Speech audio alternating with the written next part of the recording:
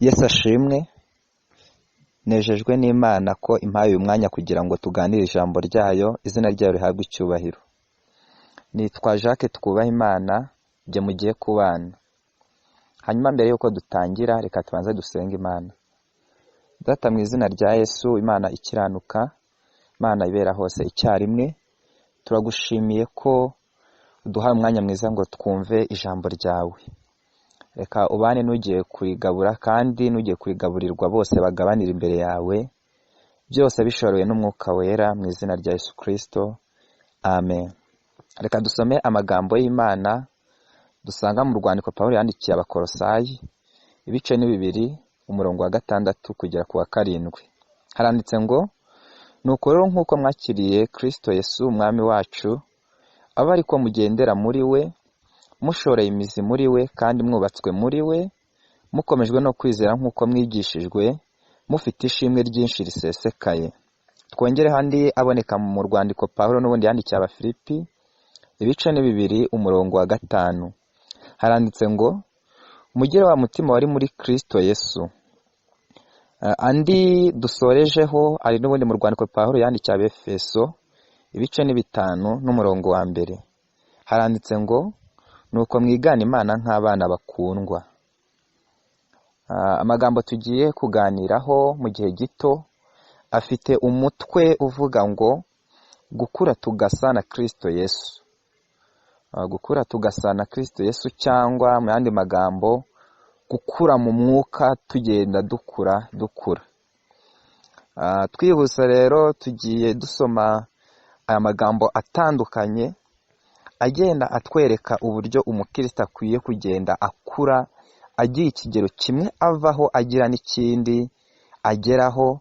Niyo mpamvu yandikiye Abakolosayi arababwira ngo nk'uko bakiriye Yesu Kristo, ngo bagomba kugendera no muri we kandi bagashorera imizi muri we.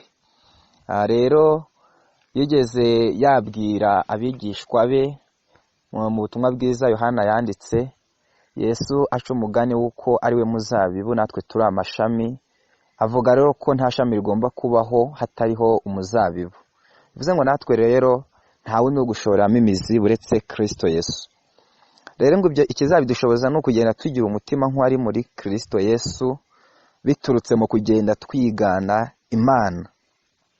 Rero mu gihe gitoya dufite, nagira ngo mbabwire ko kimwe mu ntego waremewe kugira ngo uzabe ku isi uzisohoje, harimo n'intego y'uko waremewe gusa na Kristo. Intego nkuru y'Imana ku buzima bwawe ntabwo ari ukubaho neza udamaraye, ahubwo ni ukugenda uhinduka mushya muri kamere yawe. Umwuka wera niwe ukora umurimo wo guhindura umuntu agasa na Kristo, kandi uwo mwuka wera twibuke ko afatanya nawe iyo wamwemere kugira ngo akore muri wowe. Kamere yawe iyo uri kubona uko witwara ni igiteranyo cy'ibyo wimenyereza gukora umunsi ku munsi. Donc ibintu ugenda wimenyereza buri munsi ubigira ubuzima, ibyo bihinduka kamere yawe. Abantu benshi bibeshya ko gukura mu mwuka bigaragazwa n'ubumenyi umuntu afite ku bya Bibiliya n'amahame yo kwizera. Nubwo ibyo nabyo ari byiza, ubwenge akaba ari kimwe mu biranga n'ubundi umuntu ukuze, ntabwo ari byo birangirira, ahubwo ubuzima bwa Kristo burenze kugira imyemerere n'amahame y'idini, kuko bugaragarira cyane mu myitwarire no mu mico. Ibikorwa byacu bigomba kujyana n'ibyo twizera, kandi imyizerere yacu igomba guhamywa n'imyitwarire isa n'iya Kristo.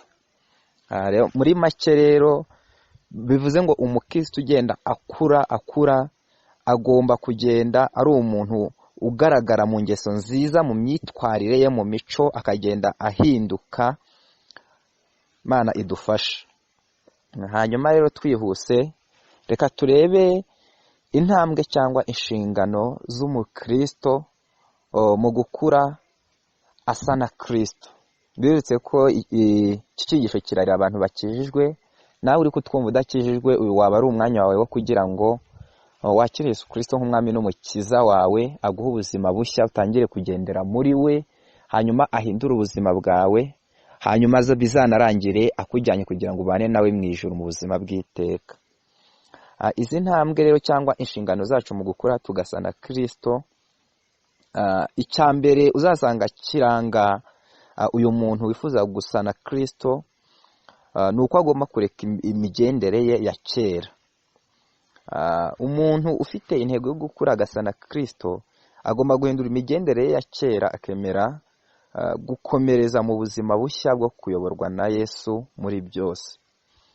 Kandi iyo wiyemeje gusa na Kristo ugomba gutangira kwitwara mu buryo bushya, ugatangira kwiyambura ingeso zimwe na zimwe wari umenyereye, utangire kugendera mu mico mishya. Bivuze ngo rero umuntu ushaka gukura agasa na Kristo ni ukwemera ko hari ibyo atera umugongo, hanyuma akagira n'ibindi bintu yakira muri we. Rero umuntu udafite gusiga iby'inyuma, nk'uko Paul yavuze ngo asiga iby'inyuma ngo kugira ngo asingire ibiri imbere, umuntu udafite intego nk'iyo bivuze ngo hari ahantu atagera.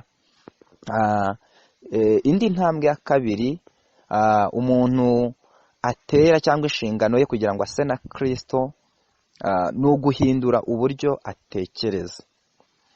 Kugira ngo uhindure ubuzima bwawe ugomba kubanza ugahindura uko utekereza. Mumenye ko buri kintu ukora kiba cyubakiye ku gitekerezo, yaba ibyiza yaba ibibi, ikintu cyose ukora cyubakiye ku gitekerezo. Niyo mpamvu wanditse Imigani 4:23 yaravuze ngo rinda umutima wawe kuruta ibindi byose birindwa, cyangwa rinda ibitekerezo byawe kuruta ibindi byose birindwa, kuko ngo iby'ubugingo ariho bikomoka. Bivuze ngo ibitekerezo cyangwa ibintu umuntu yibwira niho hantu hashobora kubaho ibimubeshaho neza cyangwa nabi, niho hashobora kuva ibitekerezo bizatuma ajya mu bugingo cyangwa bikamushorera mu kurimbuka. Kandi guhinduka iteka n'ubundi guhera mu bitekerezo. Uburyo dutekereza nibwo butegeka uburyo wumva umeze, kandi nabwo butegeka uburyo witwara. Kugira ngo use na Kristo rero ugomba gutekereza nka Kristo, nuko afata ibintu kandi uko abona ibintu nawe ukaba ariko utangira kubibona uko ugenda witoza kubana nawe. Niyo mpamvu twasomye ari amagambo avuga ngo mugire umutima nk'uwari muri Kristo Yesu, ni ukumwigana umunsi ku munsi, nawe akagenda aguhindurira imitekerereze. Icya gatatu twihuse, ibyemezo dufata mu buzima. Ibyemezo dufata mu buzima ni kimwe mu bintu bishobora cyangwa ni imwe mu nshingano zacu nk'umukristo wifuza kugenda akura agasa na Kristo. Gusa na Kristo biva mu gufata ibyemezo nk'ibyo Kristo yafata no kwishingikiriza ku Mwuka Wera ngo agufashe gusohoza ibyo byemezo. Rero muri make hari ubwoko bw'ibyemezo mu buzima abantu bagenda bafata. Hari bamwe uzasanga batinya kwirundurira mu bintu runaka, bakamara ubuzima bwabo nta cyerekezo bafite kuko babitinye ngo nimbijyamo bizagenda bite. Hari n'abandi rero biyegurira ibyemezo byinshi, ugasanga bibyiganira muri bo, bikajya mu buzima, hanyuma bikarangira batagize ikintu na kimwe bageraho kuko baba batoranije byinshi, bumva byose babigera ariko bikarangira bibananiye. Hari n'abandi rero bafata icyemezo bakitanga bivuye inyuma, babikuye ku mutima, ibyo bakora byose ugasanga bashyizemo imbaraga zose bafite. Bashobora kuba abantu bashaka kuba ibirangirire mu isi cyangwa kugira ubutunzi bwinshi, ariko abo ngabo nabo birangira n'ubundi bafashe ubusa kandi bashariye kuko nta kintu bibamarira mu buzima bw'iteka. Abakane rero ni abantu bafata icyemezo cyiza, bakaba ari abantu bafata icyemezo cyo kwiyegurira Kristo bakagenda bakura bagasa nawe. Abo ngabo rero Yesu abasha kubabeshaho n'ubundi bakiri mu isi mu buryo butuma babaho, hanyuma bakanashaka iby'ubugingo buhoraho. Rero icyitonderwa kiri aha ngaha, buri cyemezo ufata ujye wibuka ko gifite ingaruka ku buzima bw'iteka. Ukwiye kujya uhitamo watekereje. Akenshi duhinduka icyo twiyemeje ko tuba cyo. Bivuze ngo no muri Kristo Yesu tugomba gufata icyemezo niba dushaka gukura kugira ngo duse nawe, ni ugufata ibyemezo bikomeye byo kugira ngo duse nawe. Rero akanya nk'aka reka twongere turebe n'uruhare noneho rw'Imana mu gukura tugasa na Kristo. Hari uruhare rwacu kugira ngo dukore ko hari n'uruhare rw'Imana mu gukura tugasa na Kristo. Imana iduha isura nshya ikoresheje ijambo ry'Imana, icya kabiri ikoresheje abantu, ikindi ikoresheje ibyo tunyuramo. Hanyuma ijambo ry'Imana riduha ukuri dukeneye ngo dukure. Abantu b'Imana rero nabo bakaduha inkunga dukeneye kugira ngo dukure, ndetse n'ibyo tunyuramo bikaduha ibituzengurutse bituma twimenyereza gusa na Kristo. Niyo mpamvu rudakwiye kuvuga ngo ibyo unyuramo ngo ntacyo bimaze, ariko Yesu we arabikoresha kugira ngo ube umuntu ushyitse. Ikindi reka turebe ibice bibiri bigize umurimo wo guhinduka. Guhagarika ibitekerezo byose by'ubwana birangwa no kwirebaho no kwishakira inyungu bwite. Iki ngiki ni kimwe mu bigize umurimo wo guhinduka. Aha ngaha kugira ngo ukure bigusaba ko nawe ugira umutima nk'uwari muri Kristo Yesu, ukavana ibitekerezo byawe by'ubwana byo kwirebaho ahubwo ukareba ku bandi, ukumva waberaho gufasha abandi nk'uko Yesu Kristo byamubayeho, ngo nubwo yabanje kugira akamero k'Imana ntiyatekereje ko ari ikintu cyo kugundirwa, ahubwo yemeye guca bugufi aba umugaragu kugira ngo aturengere. Icya kabiri ni uko utangira gutekereza n'ubundi nk'abantu bakuru, ukita ku bandi aho kwiyitaho wowe ubwawe. Imana rero iri kugusaba ko ibyo bitekerezo by'ubwana byo guhora wirebaho bihagarika, kandi mushaka gukura ugasa na Kristo. Kabiri ugatangira gutekereza nk'abantu bakuru, wita ku bandi. Hanyuma n'Imana nayo izagenda igushyigikira ugenda ukura usa na Kristo. Rero hano hari uburyo dukura nagira ngo tuganireho mu magambo make. Icya mbere ni uko umuntu ushaka gukura akura icya mbere kubwo guhindurwa n'ukuri. Umukristo wese ushaka gukura nagira ngo mbabwire ko agomba kwishingikiriza ku ijambo ry'Imana, uko rimwigisha akagenda arigenderamo, bigeraho ndetse bigahinduka ubuzima bwe. Kandi ikindi bimwigisha n'uburyo akwiye kuramya Imana. Bivuze ngo rero gukura kubwo guhindurwa n'ijambo ry'Imana bikwigisha uburyo ujya ubaho mu buzima buramya Imana, kandi kugenda uramya Imana ni kugenda ukura kukumenya ibyo ukwiye kwibwira no kumenya ubumana bwayo nyakuri. Kabiri, hari uguhindurwa n'amakuba cyangwa ibibazo cyangwa ibigeragezo. Rero ahangaha naho birasaba ko nimba ufite icyifuzo cyo kugira ngo ukure use na Kristo, wemera ibyo unyuramo utagizemo uruhare, usibye ko niyo waba wigizemo uruhare Imana ibiprofiti ikabikoresha, ariko nabyo ni ahantu Yesu anyura kugira ngo agenda gucura uwo umuntu ukura ugasa nawe. Ikindi ni ugukura kubwo kunyura mu bishuko tukabinesha. Yakobo yaranditse aravuga ngo muri 1:12 ngo hahirwa uwihangana kuko namara kwemerwa kubwo kwihanganira ibimugerageza ngo uwo muntu azambikwa ikamba ry'ubugingo. Rero nibyo tunyuramo ugomba gushikama ukamara imbaraga zo kugira ngo uneshe ibyo bishuko uhura nabyo buri munsi bishaka kukuvana mu nzira. Ikindi rero ni ugukura kubwo kubana n'abandi ba Kristo. Bivuze ngo rero nta muntu ugomba kubaho wenyine ngo usange yakuze, ahubwo uzacyana n'abandi iteka kugira ngo bakwigishe, bamwe babe bakuru bawe mu gakiza, abandi ugende ubareberaho. Rero ibyo ngibyo nta kizabigufasha kindi bereka kubana n'abantu b'Imana. Rero kugira ngo ukure use na Kristo biragusaba ko ubana n'abantu b'Imana, ntube nyamwigendaho ngo ujye wirebaho. Ikindi cyanyuma akandi nagira ngo uzirikane ni uko ibi bintu bisaba igihe. Wanditse igitabo cy'umubwiriza ari we Salomo yaranditse muri 3 aravuga ngo buri kintu cyose kiri mu isi gifite igihe cyategekewe.